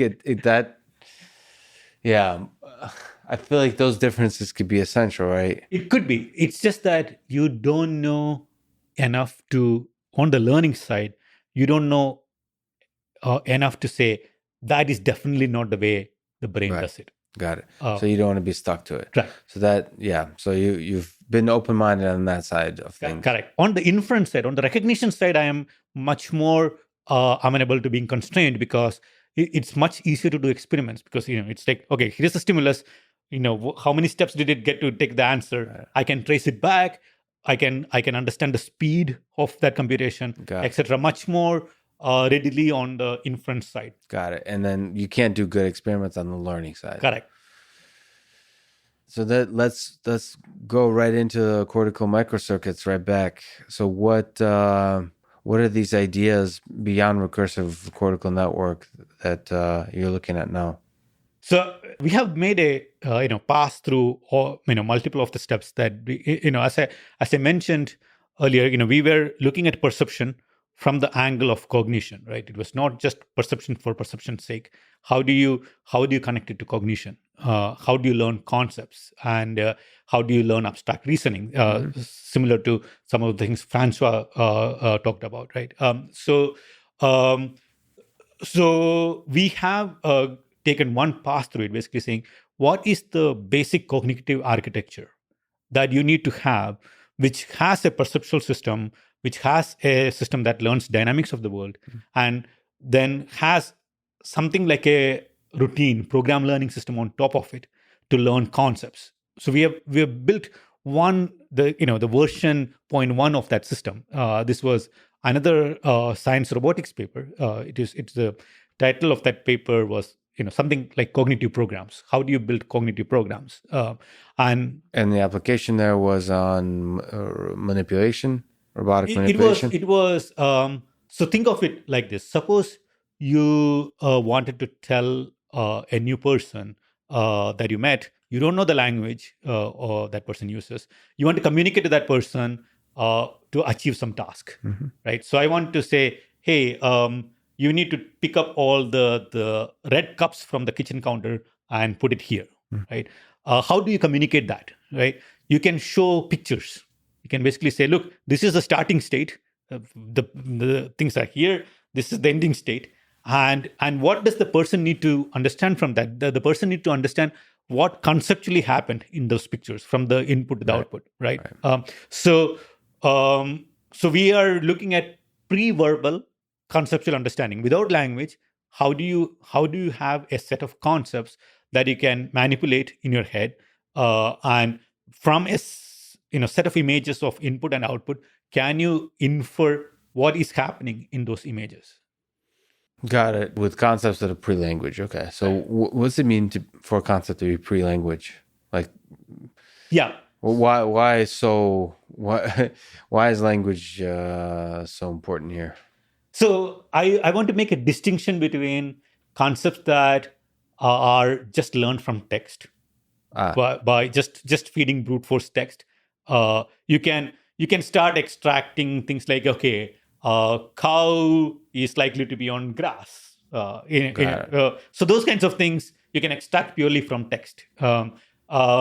But that's kind of a symbol association thing rather than a concept as an abstraction of something that happens in the real world in a grounded way that I can simulate it in my mind and connect it back to the real world. And you think kind of the visual world, concepts in the visual world are somehow lower level than just the language. The lower level kind of makes it feel like, okay, that's like unimportant. Like it's more like, I would say, the concepts in the visual and the motor system and the concept learning system, which if you cut off the language part, just what we learn by interacting with the world and abstractions from that is a prerequisite for any real language understanding. So you disagree with Chomsky because he says language is at the bottom of everything. No, I disagree with Chomsky completely on how many levels from universal grammar to So that was a paper in Science beyond the Recursive Cortical Network. What other interesting problems are there? The open problems and brain inspired approaches that you're thinking about? I mean, everything is open, right? Like no problem is solved, right? I think of perception as kind of the first thing that you have to build, but the last thing that you will be actually solved. Because if you do not build perception system in the right way, you cannot build concept system in the right way. So you have to build a perception system, however wrong that might be. You have to still build that and learn concepts from there, and then keep iterating. And finally, perception will get solved fully when perception, cognition, language, all those things work together finally. So what? Great. We've talked a lot about perception, but then maybe on the concept side and like common sense or just general reasoning side, is there some intuition you can draw from the brain about how we could do that? So I have this classic example I give. So suppose I give you a few sentences and then ask you a question following that sentence. This is a natural language processing problem, right? So here it goes. I'm telling you, Sally pounded a nail on the ceiling. Mm-hmm. Okay, that's a sentence. Mm-hmm. Now I'm asking you a question. Was the nail horizontal or vertical? Vertical. Okay, how did you answer that? Well, I imagined Sally. It was kind of hard to imagine what the hell she was doing, but but I imagined I had a visual of the whole situation. Exactly. Yeah. So here, I posed a question in natural language. The answer to that question was you got the answer from actually simulating the scene. Now I can go more and more detail about, okay, was Sally standing on something while doing this? Could she have been standing on a light bulb to do this? I could ask more and more questions about this, and I can make you simulate the scene in more and more detail, right? Where is all that knowledge that you're accessing stored? It is not in your language system. It was not just by reading text you got that knowledge. It is stored from the everyday experiences that you have had and by the age of 5, you have pretty much all of this, right? And it is stored in your visual system, motor system, in a way such that it can be accessed through language. Got it. I mean, right. So the language is just almost serves as a query into the whole visual cortex, and then does the whole feedback thing. But it is all reasoning kind of connected to the perception system in some way. You can do a lot of it. You can still do a lot of it by quick associations without having to go into the depth. And most of the time you will be right? You can just do quick associations, but I can easily create tricky situations for you where that quick associations is wrong and you have to actually run the simulation. So figuring out how these concepts connect, Do we have a good idea of how to do that? That's exactly what That's the one of the problems that we are working on, and the way we are approaching that is basically saying, okay, you need to. So the takeaway is that language is simulation control, and your perceptual plus motor system is building a simulation of the world. Mhm. And so that's basically the way we are approaching it. And the first thing that we built was a controllable perceptual system, and we built a schema networks, which was a controllable dynamic system. Then we built a concept learning system that puts all these things together into programs as abstractions that you can run and simulate. And now we are taking the step of connecting it to language, and it will be very simple examples initially. It will not be the GPT-3 like examples, but it will be grounded simulation based language. And for like the querying would be like question answering kind of thing. Correct. And it will be in some simple world initially but it will be about, okay, can the system connect the language and ground it in the right way and run the right simulations to come up with the answer. And the goal is to try to do things that, for example, GPT-3 couldn't do. Correct. Speaking of which, if we could talk about GPT-3 a little bit, I think it's an interesting, thought-provoking set of ideas that OpenAI is pushing forward. I think it's good for us to talk about the limits and the possibilities of neural networks. So in general, what are your thoughts about this recently released very large 175 billion parameter language model? So I haven't directly evaluated it yet. From what I have seen on Twitter and other people evaluating it, it looks very intriguing. I am very intrigued by some of the properties it is displaying, and of course the text generation part of that was already evident in GPT-2. That it can generate coherent text over long distances. That was, but of course the weaknesses are also pretty visible in saying that, okay, it is not really carrying a world state around. And sometimes you get sentences like, I went up the hill to reach the valley, or some completely incompatible statements. Or when you're traveling from one place to the other, it doesn't take into account the time of travel, things like that. So those things I think will happen less in GPT-3 because it is trained on even more data, and it can do even more longer distance coherence. But it will still have the fundamental limitations that it doesn't have a world model, and it can't run simulations in its head to find whether something is true in the world or not. Do you think so it's taking a huge amount of text from the internet and forming a compressed representation, do you think in that could emerge something that's an approximation of a world model, which essentially could be used for reasoning? I mean, so I'm not talking about GPT-3, I'm talking about GPT-4, 5, and GPT-10. Yeah, I mean, they will look more impressive than GPT-3. So if you take that to the extreme, then a Markov chain of just first order, if you go to, I'm taking it the other extreme. If you read Shannon's book, right, he has a model of English text, which is based on first order Markov chains, second order Markov chains, third order Markov chains, and saying that, okay, third order Markov chains look better than first order Markov chains. Yeah. And so does that mean a first order Markov chain has a model of the world? Yes, it does. So yes, in that level, when you go higher order models or more sophisticated structure in the model like the transformer networks have, yes, they have a model of the text world. But that is not a model of the world. It's a model of the text world, and it will have interesting properties, and it will be useful. But just scaling it up is not going to give us AGI or natural language understanding or meaning. Well, the question is whether being forced to compress a very large amount of text forces you to construct things that are very much like, because the ideas of concepts and meaning is a spectrum. Sure, yeah.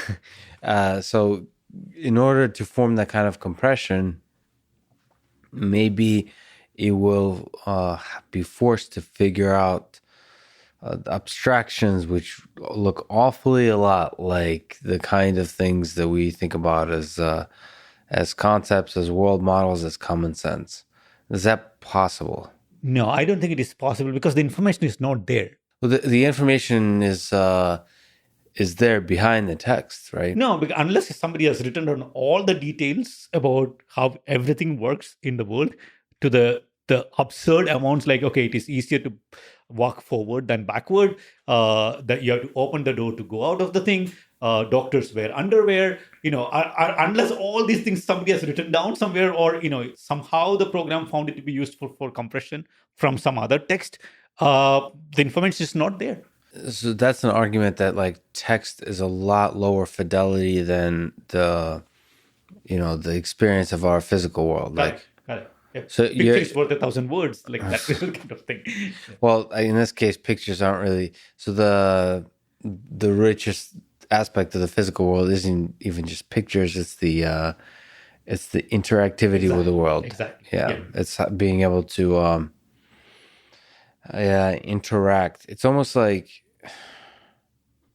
if you could interact. So I disagree. Well, maybe I agree with you that pictures worth 1,000 words, but 1,000 is still, you could say you could capture it with a GPT X. So I wonder if there's some interactive element where a system could live in text world, where it could be part of the chat, be part of talking to people. It's interesting. I mean, fundamentally, so you're making a statement about the limitation of text. Let's say we have a text corpus that includes basically every experience we could possibly have. I mean, just a very large corpus of text, and also interactive components. I guess the question is whether the neural network architecture, these very simple transformers, but if they had like hundreds of trillions or whatever comes after a trillion parameters, whether that could store the information needed. That's architecturally. Do you have thoughts about the limitation on that side of things with neural networks? I mean, so transformer is still a feed forward neural network. This it has a very interesting architecture which is good for text modeling and probably some aspects of video modeling, but it is still a feed forward architecture. And you believe in the feedback mechanism, recursion. Oh, and also causality, like being able to do counterfactual reasoning, being able to do intervention, so which is actions in the world. So all those things require different kinds of models to be built. I don't think transformers captures that family. It is very good at statistical modeling of text. And it will become better and better with more data, bigger models. But that is only going to get so far.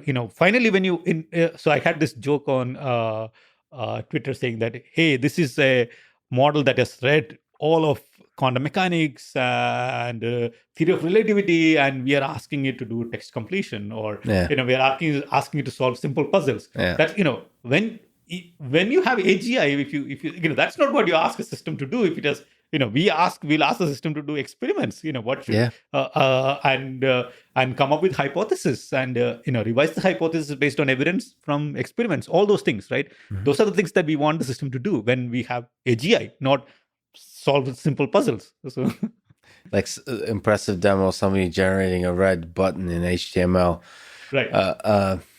Which are all useful. Like there's no dissing the usefulness of. Yeah. So I get. By the way, I'm playing a little bit of a devil's advocate. So calm down, internet. So I'm curious almost. In which ways will a dumb but large neural network will surprise us?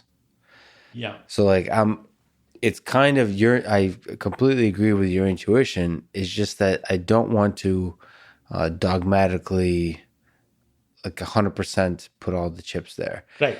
We've been surprised so much. Even the current GPT 2 and 3 are so surprising. Yeah.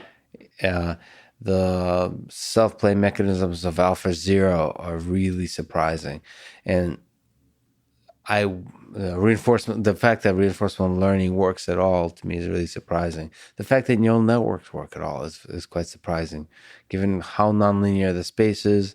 The fact that it's able to find local minima that are at all reasonable, it's very surprising. So I wonder sometimes whether us humans just want it to not for AGI not to be such a dumb thing.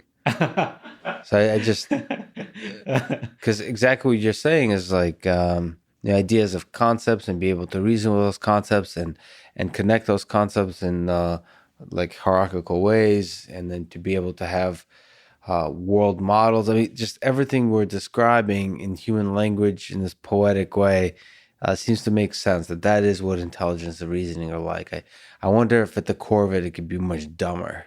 Finally, it is still connections and messages passing over them, right? Right. So in that way, it is dumb. So I guess the recursion, the feedback mechanism, that does seem to be a fundamental kind of thing. Yeah.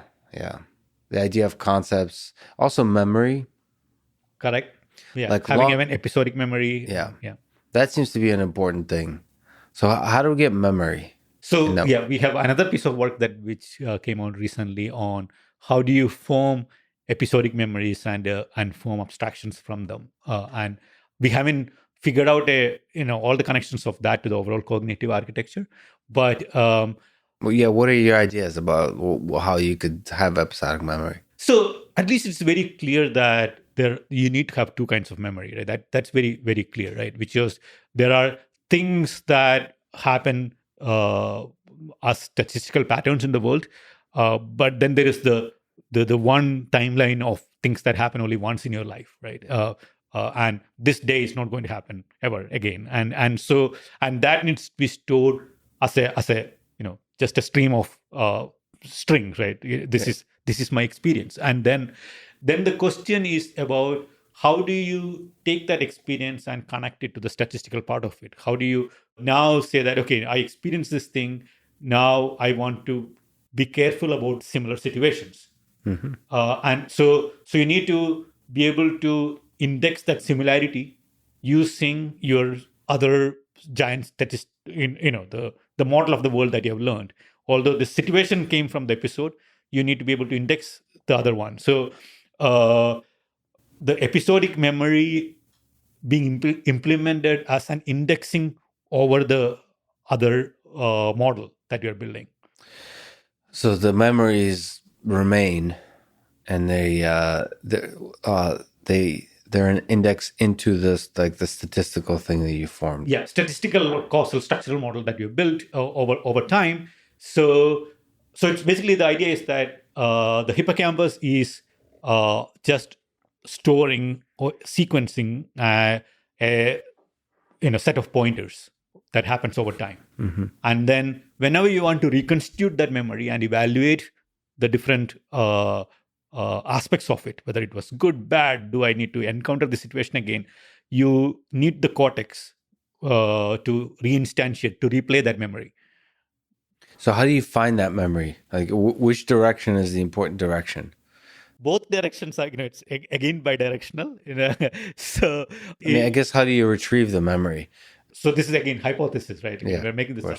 So when you come to a new situation, right, your cortex is doing inference over in the new situation, and then of course hippocampus is connected to different parts of the cortex, and you have this deja vu situation, right? Mm-hmm. Okay, I have seen this thing before, and then in the hippocampus you can have an index of, okay, this is when it happened as a timeline, and then you can use the hippocampus to drive the similar timelines to say, now I am rather than being driven by my current input stimuli, I am going back in time and rewinding my experience from there, replaying it, but putting back into the cortex, and then putting it back into the cortex, of course, affects what you're going to see next in your current situation. Got it. Yeah, so that's the whole thing, having a world model and then connecting to the perception. Yeah, it does seem to be that's what's happening. It'd be on the neural network side. It's interesting to think of how we actually do that. Yeah. Yeah. To have It a would be knowledge interesting. base. Yes. It is possible that you can put many of these structures into neural networks, and we will find ways of combining properties of neural networks and graphical models. Mm-hmm. So, I mean, it's already started happening. Yes. Graph neural networks are kind of a merge between them. Yeah. And there will be more of that thing. So, but to me, it is the direction is pretty clear. Looking at biology and the history of evolutionary history of intelligence, it is pretty clear that what is needed is more structure in the models and modeling of the world and supporting dynamic inference. Well, let me ask you. There's a guy named Elon Musk. There's a company called Neuralink, and there's a general field called brain-computer interfaces. Yeah, it's kind of an interface between your two loves, which is the brain and the intelligence. So there's like very direct applications of brain-computer interfaces for people with different conditions, more in the short term. Yeah. But there's also these sci-fi futuristic kinds of ideas of AI systems being able to communicate in a high bandwidth way with the brain, bidirectional. Yeah. What are your thoughts about Neuralink and BCI in general as a possibility? So I think BCI is a cool research area, and in fact, when I got interested in brains initially, so I was enrolled at Stanford, and when I got interested in brains, it was through a brain computer interface talk that Krishna Shenoy gave. That's when I even started thinking about the problem. So it is definitely a fascinating research area, and the applications are enormous, right? So there is a science fiction scenario of brains directly communicating. Let's keep that aside for the time being. Even just the intermediate milestones they're pursuing, which are very reasonable as far as I can see, being able to control an external limb using direct connections from the brain, and being able to write things into the brain. So those are all good steps to take, and they have enormous applications. People losing limbs being able to control prosthetics, quadriplegics being able to control something. And therapeutics. And I also know about another company working in this space called Paradromics. They're doing, it's based on a different electrode array, but trying to attack some of the same problems. So I think it's a very also surgery. Correct, surgically implanted electrodes. Yeah. I think of it as a very, very promising field, especially when it is helping people overcome some limitations. Now, at some point, of course, it will advance to the level of being able to communicate. How hard is that problem, do you think? Okay, let's say we magically solve what I think is a really hard problem of doing all of this safely. Yeah. So like being able to connect electrodes, and not just thousands, but like millions to the brain. I think it's very, very hard because you also do not know what will happen to the brain with that, right? In the sense of how does the brain adapt to something like that? And it's, as we were learning, the brain is quite, in terms of neuroplasticity, is pretty malleable. Correct. So it's going to adjust. Correct. So the machine learning side, the computer side is going to adjust, and then the brain's going to adjust. Exactly. And then what soup does this land us into is the kind of hallucinations you might get from this. They might be pretty intense. Yeah. So just connecting to all of Wikipedia. It's interesting whether we need to be able to figure out the basic protocol of the brain's communication schemes in order to get them to the machine and the brain to talk. Because another possibility is the brain actually just adjusts to whatever the heck the computer is doing. Exactly. That's the way I think that I find that to be a more promising way. It's basically saying, okay, attach electrodes to some part of the cortex, okay, and make sure, maybe if it is done from birth, the brain will adapt it such that, that part is not damaged. It was not used for anything. Yeah. These electrodes are attached there, right? And now you you train that part of the brain to do this high bandwidth communication between something else, right? Yeah. And if you do it like that, then it is brain adapting to, and of course your external system is designed such that it is adaptable. Just like we, design computers or mouse, keyboard, all of them to be interacting with humans. So Yeah.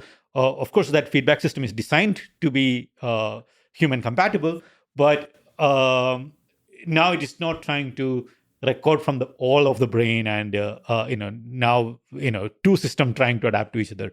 It's the brain adapting into one way. So. That's fascinating. The brain is connected to like the internet. It's connected. Just imagine just connecting it to Twitter and just taking that stream of information. Yeah. But again, if we take a step back, I don't know what your intuition is. I feel like that is not as hard of a problem as the doing it safely. There's a huge barrier to surgery, right? Because the biological system, it's a mush of like weird stuff. Correct. So that the surgery part of it, biology part of it, the long-term repercussions part of it. Again, I don't know what else will. We often find after a long time in biology that that idea was wrong, right? So people used to cut off this the gland called the thymus or something, and then they found that no, that actually causes cancer. So and then there's a subtle like millions of variables involved. But this whole process, the nice thing, just like again with Elon, just like colonizing Mars, seems like a ridiculously difficult idea, but in the process of doing it, we might learn a lot about the biology of the neurobiology of the brain, the neuroscience side of things. It's like, if you want to learn something, do the most difficult version of it. And see what you learn. The intermediate steps that they are taking sounded all very reasonable to me. It's great. Well, but like everything with Elon is the timeline seems insanely fast. So that's the only open question. Well, we've been talking about cognition a little bit, so like reasoning. We haven't mentioned the other C word, which is consciousness. Do you ever think about that one? Is that useful at all in this whole context of what it takes to create an intelligent reasoning being? Or is that completely outside of your like the engineering perspective of intelligence? So it is not outside the realm, but it doesn't on a day-to-day basis inform what we do. But it's more so in many ways the company name is connected to this idea of consciousness. What's the company name? Vicarious.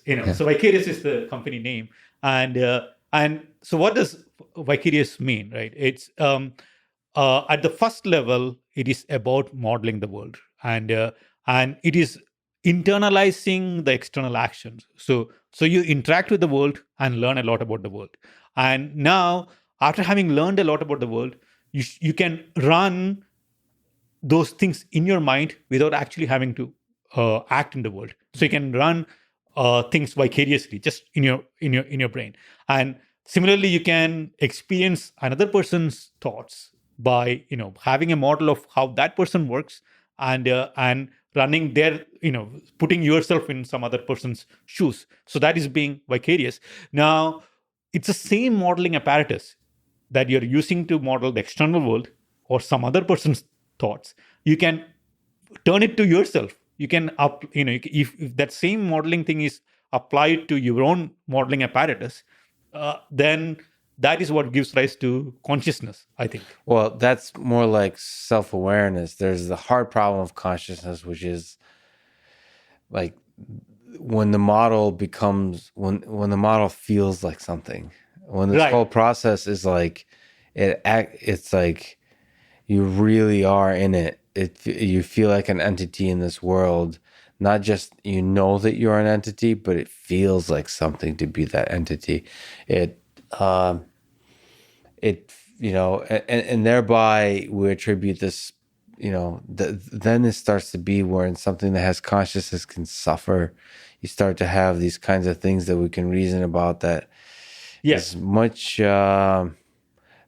much heavier. It seems like there's much greater cost to your decisions, and like mortality is tied up into that. Like the fact that these things end. Right. That first of all, I end at some point, and then other things end, and that somehow seems to be, at least for us humans, a deep motivator. Yes. And that idea of motivation in general, we talk about goals in AI, but Right. the goals aren't quite the same thing as like our mortality. It feels like first of all, humans don't have a goal, and they just kind of create goals at different levels. They like make up goals because we're terrified by the mystery of the thing that gets us all. So we make these goals up. So we're like a goal generation machine, as opposed to a machine which optimizes the trajectory towards a singular goal. Mm-hmm. So it feels like that's an important part of cognition, that whole mortality thing. Well, it is a part of human cognition, but there is no reason for that mortality to come to the equation for a artificial system, because we can copy the artificial system. The problem with humans is that I can't clone you. I can't. I can clone, even if I clone you as a the hardware, your experience that was stored in your brain, your episodic memory, all those will not be captured in the new clone. But that is not the same with an AI system, right? But it's also possible that the thing that you mentioned with us humans is actually of fundamental importance for intelligence. So like the fact that you can copy an AI system, yeah, means that AI system is not yet an AGI. So like so if you look at existence proof, yeah, if we reason based on existence proof, you could say that it doesn't feel like death is a fundamental property of an intelligent system. correct. But we don't yet. Give me an example of an immortal, intelligent being. We don't have those. It's very possible that that is a fundamental property of intelligence, is a thing that has a deadline for itself. Well, you can think of it like this. So suppose you invent a way to freeze people for a long time. It's not dying, right? Yeah. So you can be frozen and woken up thousands of years from now. So it's no fear of death. Well, no, you're still. It's not about time. It's about the knowledge that it's temporary. And that aspect of it, the finiteness of it, I think creates a kind of urgency. Correct. For us, for humans. Yeah, for humans. Yes, and that is part of our drives. And that's why I'm not too worried about AI. Having motivations to kill all humans and those kinds of things. Why? Just wait, So, so why do you need to do that? Yeah, I've never heard that before. That's a good point. Yeah, just murder seems like a lot of work. We'll just wait it out. They'll probably hurt themselves. Let me ask you. People often kind of wonder, world-class researchers such as yourself, what kind of books, technical, fiction, philosophical, had an impact on you in your life, and maybe ones you could possibly recommend that others read. Maybe if you have 3 books that pop into mind. Yeah. So I definitely liked Judy Appel's book, Probabilistic Reasoning and Intelligent Systems. It's a very deep technical book. But what I liked is that, so there are many places where you can learn about probabilistic graphical models from. But throughout this book, Judy Appel kind of sprinkles his philosophical observations and he thinks about, connects us to how the brain thinks and attentions and resources, all those things. So that whole thing makes it more interesting to read. He emphasizes the importance of causality. So that was in his later book. So this was the first book, Probabilistic Reasoning in Intelligent Systems. He mentions causality, but he hadn't really sunk his teeth into, how do you actually formalize Got it. Yeah. And the second book, Causality, it was 2000, the one in 2000, that one is really hard. So I wouldn't recommend that. Yeah, so that looks at the mathematical, his model of Do calculus. Do calculus. Yeah, it was pretty dense mathematically. Right. The Book of Why is definitely more enjoyable. Oh, for sure. Yeah. So I would recommend Probabilistic Reasoning in Intelligent Systems. Another book I liked was one from Doug Hofstadter. This was a long time ago. He had a book, I think it was called The Mind's Eye. It was probably Hofstadter and Daniel Dennett together. So, and I actually was I bought that book. It's on my shelf. I haven't read it yet, but I couldn't get an electronic version of it, which is annoying because I read everything on Kindle. Oh, okay. So you had to actually purchase the physical. It's like one of the only physical books I have. Anyway, there's a lot of people recommended it highly. So yeah. And the third one I would definitely recommend reading is this is not a technical book. It is history. It's the name of the book, I think, is Bishop's Boys. It's about Wright brothers and their path and how it was. There are multiple books on this topic, and all of them are great. It's fascinating how flight was treated as an unsolvable problem, and also, what aspects did people emphasize? People thought, it is all about just powerful engines. Just need to have powerful, lightweight engines. Some people thought of it as, how far can we just throw the thing? Just throw it. Like a catapult. Yeah. So it's a very fascinating, and even after they made the invention, people not believing it, and the social aspect of it. The social aspect. It's different, very fascinating. I mean, do you draw any parallels between birds fly? So there's the natural approach to flight, and then there's the engineered approach. Do you see the same kind of thing with the brain and our trying to engineer intelligence?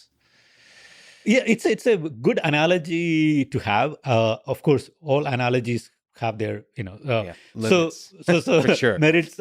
So people in AI often use airplanes as an example of, hey, we didn't learn anything from birds. Look, right. But the funny thing is that, and the saying is, airplanes don't flap wings. Yeah. Right. This is what they say. The funny thing and the ironic thing is that you don't need to flap to fly is something Wright brothers found by observing birds. So they have in their notebook, in some of these books, they show their notebook drawings, right? They make detailed notes about buzzards just soaring over thermals. And they basically say, look, flapping is not the important, propulsion is not the important problem to solve here. We want to solve control. Once you solve control, propulsion will fall into place. All of these are people, they realize this by observing birds. Beautifully put. That's actually brilliant, because people do use that analogy a lot. I'm going to have to remember that one. Do you have advice for people interested in artificial intelligence, like young folks today? I talk to undergraduate students all the time. Interested in neuroscience, interested in understanding how the brain works. Is there advice you would give them about their career, maybe about their life in general? Sure. I think every piece of advice should be taken with a pinch of salt, of course, because each person is different. Their motivations are different. But I can definitely say, if your goal is to understand the brain from the angle of wanting to build one, then being an experimental neuroscientist might not be the way to go about it.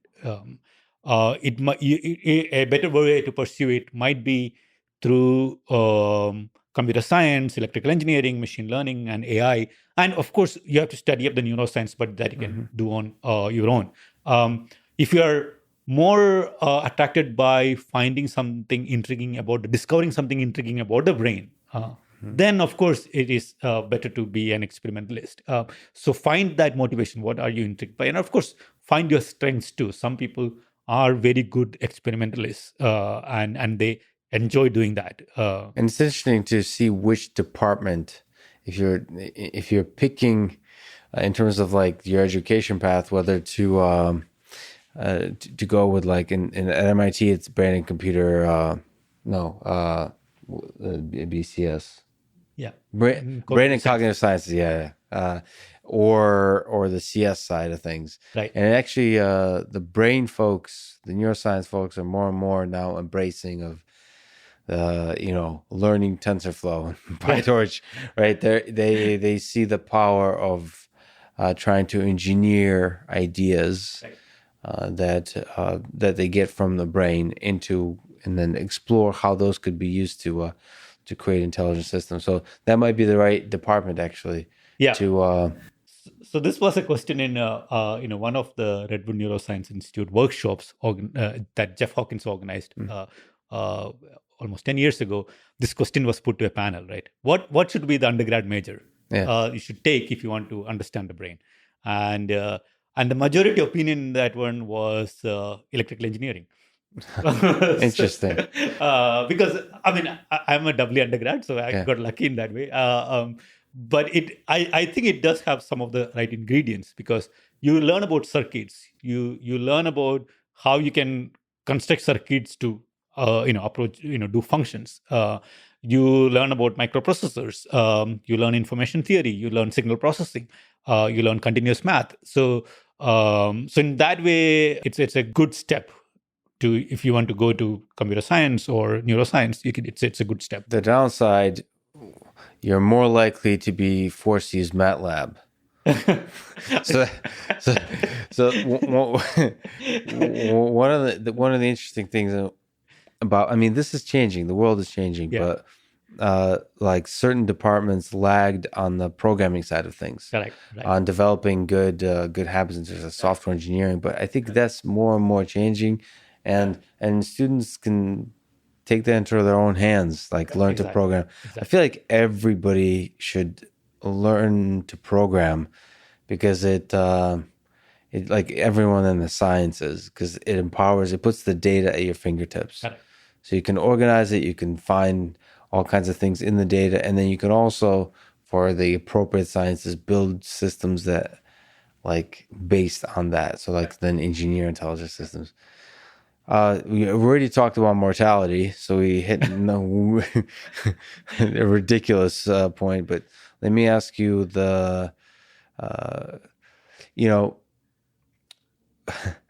one of the things about intelligence is it's goal-driven, and you study the brain. So the question is like, what's the goal that the brain is operating under? What's the meaning of it all for us humans, in your view? What's the meaning of life? The meaning of life is whatever you construct out of it. It's completely open. It's open. Yeah. So there's nothing. Like you mentioned, you like constraints. So there's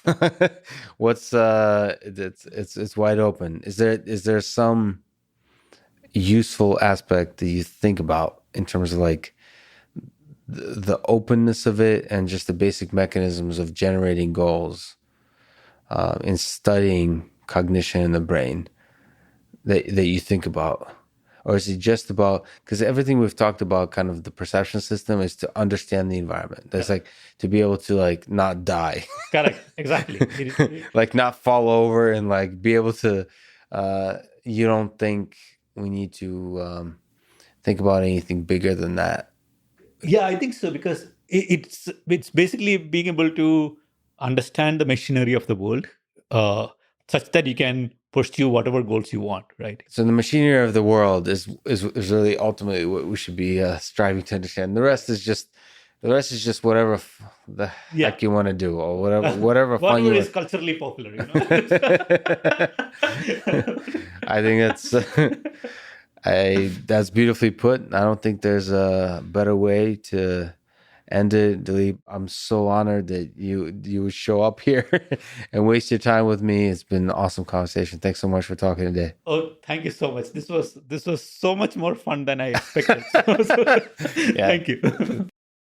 Thanks for listening to this conversation with Dileep George, And thank you to our sponsors, Babbel, Raycon Earbuds, and Masterclass. Please consider supporting this podcast by going to babbel.com and use code LEX, going to buyraycon.com/LEX, and signing up at masterclass.com/LEX. Click the links, get the discount. It really is the best way to support this podcast. If you enjoy this thing, subscribe on YouTube, review it with 5 stars on Apple Podcasts, support it on Patreon, or connect with me on Twitter at Lex Friedman, spelled, yes, without the E, just Fridman. And now let me leave you with some words from Marcus Aurelius. You have power over your mind, not outside events. Realize this, and you will find strength. Thank you for listening, and hope to see you next time.